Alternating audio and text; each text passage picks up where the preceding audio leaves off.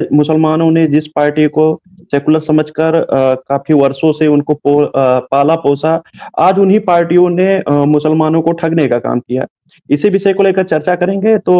जनाब चांद मोहम्मद सर, आपका सबसे पहले बहुत-बहुत स्वागत है। और क्या कहेंगे बहुत सर, शुक्रिया। आप लोग जी, आप लोग सब्जेक्ट भी लगाते रहते हैं कि एक जालिम का विकल्प दूसरा जालिम नहीं होता। आप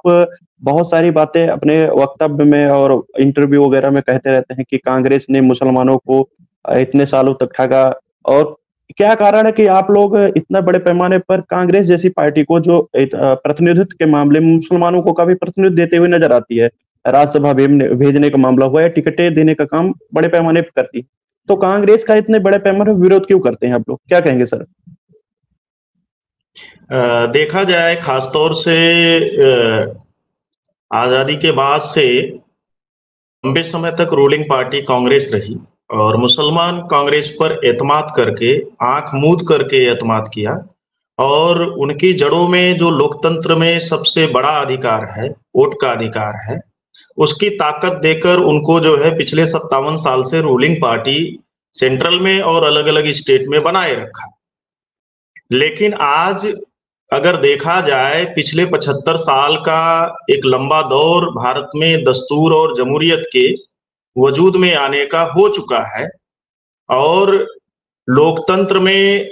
और संविधान के होने के साथ उन्होंने भारत के मुसलमानों को लोकतंत्र और संविधान का कितना फायदा पहुंचाया, आज अगर उन आंकड़ों पे अगर हम आप गौर करें तो वो बेहद चौंका देने वाले आंकड़े हैं। खासतौर से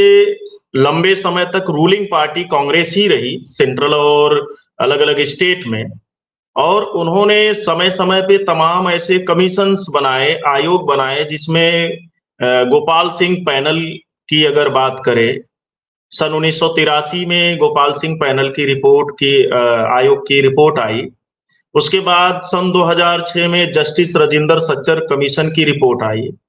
फिर रंगनाथ मिश्रा कमीशन की रिपोर्ट आई, फिर कुंडू कमीशन की रिपोर्ट आई और इन 4 कमीशंस के रिपोर्ट्स को अगर हम लोग मुताला करें, इस पर स्टडी करें और इनके आंकड़ों पे गौर करें, तो इन तमाम नाम निहाद सेकुलर पार्टियों ने भारत के मुसलमानों को जमहूरियत और दस्तूर का जिस लेवल पे उन्हें बेनिफिट पहुंचाना था या जमहूरी जो हक अधिकार थे उनको, दस्तूरी जो हक अधिकार थे, जिस लेवल पे फायदा पहुंचाना था, वो आज फायदा पहुंचाते तो शायद इन तमाम कमीशन और आयोग की रिपोर्ट ये बात का खुलासा नहीं करते, ये आंकड़े नहीं सामने लाते कि आज भारत में मुसलमानों की शासन प्रशासन नौकरियों में जो भागीदारी है वो SC/ST से भी कम है, महज 1.5% है। और बात करें अगर पुलिस सर्विसेज में डिपार्टमेंट की अगर बात करें तो 2010-11 के जो आंकड़े पब्लिश किए गए उसमें तकरीबन पुलिस डिपार्टमेंट में 1 लाख प्लस मुस्लिम, ऑल ओवर इंडिया में 15 लाख जो पुलिस सर्विसेज से जुड़े हुए जो लोग थे उनमें महज मुसलमानों की भागीदारी 1 लाख से कुछ ज्यादा थी और उसमें अकेले जम्मू कश्मीर में 45,000 मुस्लिम पुलिसकर्मी थे। तो अगर उस आंकड़े को माइनस कर दिया जाए तो ऑल ओवर इंडिया के स्टेट में महज 60,000 65,000 मुस्लिम पुलिसकर्मी हैं, जिसकी वजह से अगर देखा जाए आज तमाम ऐसे एट्रोसिटी के मुसलमानों के साथ मामले होते हैं, तमाम कम्युनल राइट्स होते हैं, उसमें प्राइमरी रिपोर्ट पुलिस लगाती है, प्राइमरी विवेचना करके आख्या करके FIR चार्जशीट को लेकर सारा मामला पुलिस पे है, लेकिन पुलिस डिपार्टमेंट में मुसलमानों की भागीदारी ना होने की वजह से आज सबसे बड़ा मामला आता है कि तमाम बेगुनाह मुसलमान जेल की सलाखों के पीछे हैं। और ये वही नाम निहाद सेकुलर पार्टियां रही हैं जिनके दौर में अगर बात करें तो 65,000 फिरका वाराना हमले हुए, यानी कम्युनल राइट्स हुए और कम्युनल राइट्स करने वाले उन तमाम चेहरों को गिरफ्तार भी किया गया और उसमें तमाम जो आज सो कॉल्ड जो है नेशनलिस्ट ऑर्गेनाइजेशन है उनके इन्वॉल्वमेंट के पूरे दस्तावेज और सबूत और डाटा भी तमाम जो भारत की जांच एजेंसियां हैं उन्होंने कांग्रेस की हुकूमत में उन्होंने इकट्ठा किया। अगर कांग्रेस वाकई में सेकुलर पार्टी होती तो 65,000 फिरका वाराना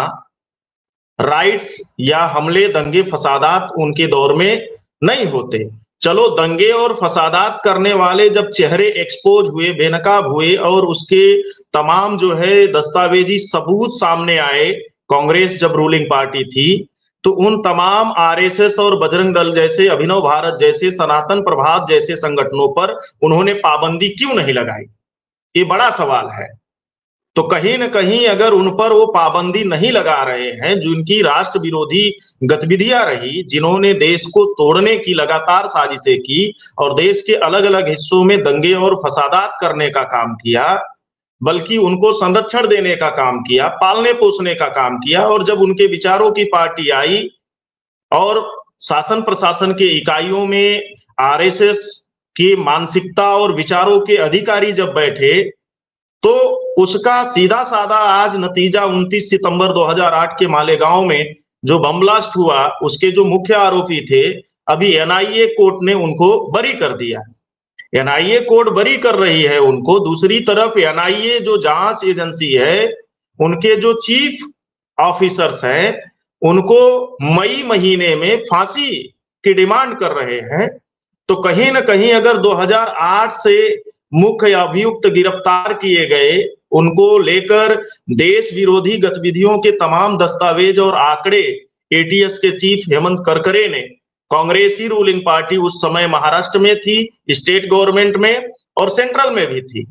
अगर ये चाहते तो उन जांच एजेंसियों के जो सबूत इकट्ठा किए गए, उन सबूतों के आधार पे इन तमाम संगठनों को बैन करते। लेकिन ऐसा कुछ करते हुए नजर नहीं आए, बल्कि उनको पालने का काम किया, पोसने का काम किया, जिसकी वजह से आज देश में बड़े पैमाने पे मुसलमानों पे आज जो भी हिंसक हमले हो रहे हैं, चाहे फर्जी लव जिहाद के नाम पर, फर्जी गौकसी के नाम पर, और मॉब लिंचिंग की घटनाएं आम हो रही है। और गौर करें, अगर हम देखें तो आज मुसलमानों का, अगर मुसलमानों के इबादत गाहों को जमींदोज किया जा रहा है, तो उसकी बुनियाद इस देश में आरएसएस ने नहीं डाली, उसकी बुनियाद इस देश में कांग्रेस ने डाली।